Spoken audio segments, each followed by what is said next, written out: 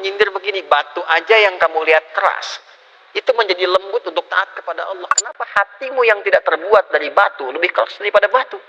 Nah, jadi maaf. Biasanya yang suka nyoal orang-orang baik, suka menyoal risalah keislaman, suka menyoal Quran, suka menyoal hadis, biasanya cuma ada dua golongan.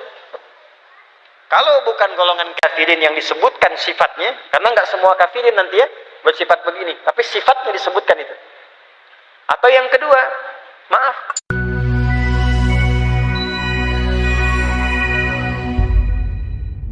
Wal hijarah, dan bebatuan. Batu di situ apa maksudnya? Apa semua batu masuk neraka jahanam? Tidak. Ada batu yang bertasbih kepada Allah. Di Al-Baqarah ayat 74. Kita masih 24 ya, sabar 50 ayat lagi tuh. Al-Baqarah ayat 74 paling kanan di pertengahan. Ada? Ayo buka dulu. Ada? Thumma qasat, ada? Thumma qasat qulubukum min ba'di dzalika fahiya kal hijarati aw ashaddu qaswa. Wa inna minal hijarati lama wa inna minal hijarati lama baik, yatafajjaru minhul anhar wa inna minha lama yashaqqaqu fayakhruju minhul ma wa inna minha lama yahbitu min khasyatil. Jadi ada dari batu itu yang dia khusyuk beribadah kepada Allah. Ada yang diperintahkan untuk jatuh, diperintahkan untuk mengeluarkan air, keluar air dengan izin Allah. Jadi Allah tuh menyindir begini, batu aja yang kamu lihat keras, itu menjadi lembut untuk taat kepada Allah. Kenapa hatimu yang tidak terbuat dari batu lebih keras daripada batu? Jadi ada batu yang taat kepada Allah. Jadi yang dimaksud batu di sini apa? Batu-batu yang digunakan oleh orang-orang yang ingkar sebagai benda-benda yang dipertuhankan, itu maksudnya. Jadi dulu ada patung-patung yang dibuat dari batu, bahasa Arabnya wathan, jamaknya authan. Authan itu 3 kali disebutkan dalam Al-Quran. Catat. 1 Quran surah 22 Al-Hajj ayat 30, catat aja dulu. Quran surah ke-22 Al-Hajj ayat 30. 2 Quran surah Al-Ankabut surah 29 ayat 17. Saya ulang, Quran surah ke-22 Al-Hajj ayat 30 di akhir ayatnya. Kedua, Quran surah ke-29 Al-Ankabut ayat 17 di pembuka ayat.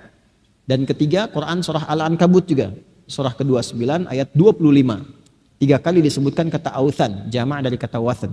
Authan. Ini, authan, bukan autan. Authan. Jamak dari kata wathanun, waw fa nun, artinya patung yang dibuat dari batu. Jadi zaman itu banyak patung-patungnya dibuat dari batu. Kalau dari kayu umumnya disebut dengan sonam, sonamun, sod nun mim, jamaknya asnan. Nah, itu ya bedanya authan dengan asnan. Tapi kenapa disebut dengan batu? Karena boleh jadi setiap generasi punya bentuk batu beda-beda tapi dipertuhankan. Substansinya sama. Kalau dulu kan Lata, Manat, Hubal dan sebagainya. Sekarang mungkin beda-beda. Ya, batu akik dipertuhankan. Ya kan? Ini bisa memberikan khasiat luar biasa. Nunjuk bis besar aja bisa berhenti. Berhenti bis. Padahal tanpa batu aja begini udah berhenti gitu kan. Nah ini apa saja tuh, kadang bentuknya bisa beda-beda. Jadi maksudnya apa? Benda-benda logam, benda-benda apapun yang dipertuhankan itu akan ditunjukkan oleh Allah di hari kiamat, jadikan bahan bakar neraka yang paling dalam untuk memberikan kesan tahqir. Kata Allah, kalau ini memang Tuhan kalian, nih Tuhan kalian aku tenggelamkan di dasar neraka yang paling dalam, yang selama ini kalian pertuhankan, untuk menunjukkan kesalahan yang paling dalam dan menghinakan sesuatu yang seharusnya tidak perlu dilakukan saat berkehidupan di dunia. Paham? Nah, untuk siapa itu disiapkan? Uiddat lil kafirin, bagi orang-orang ingkar. Siapa ingkar di sini? Nanti 2 golongan. Orang-orang yang ingkar keyakinan dan ingkar perilaku plus orang munafik. Nah, jadi maaf. Biasanya yang suka nyoal orang-orang baik, suka menyoal risalah keislaman, suka menyoal Quran, suka menyoal hadis, biasanya cuma ada 2 golongan. Kalau bukan golongan kafirin yang disebutkan sifatnya, karena nggak semua kafirin nanti ya bersifat begini, tapi sifatnya disebutkan itu. Atau yang kedua, maaf, munafik. Jadi kalau ada orang melecehkan orang Islam sendiri, padahal mengaku Muslim juga, melecehkan ajaran Islam dan sebagainya, nah ini masuk dalam kategori ancaman ini. Tapi juga masuk dalam peringatan Allah dengan sayangnya Allah meminta dia taubat sebelum wafat.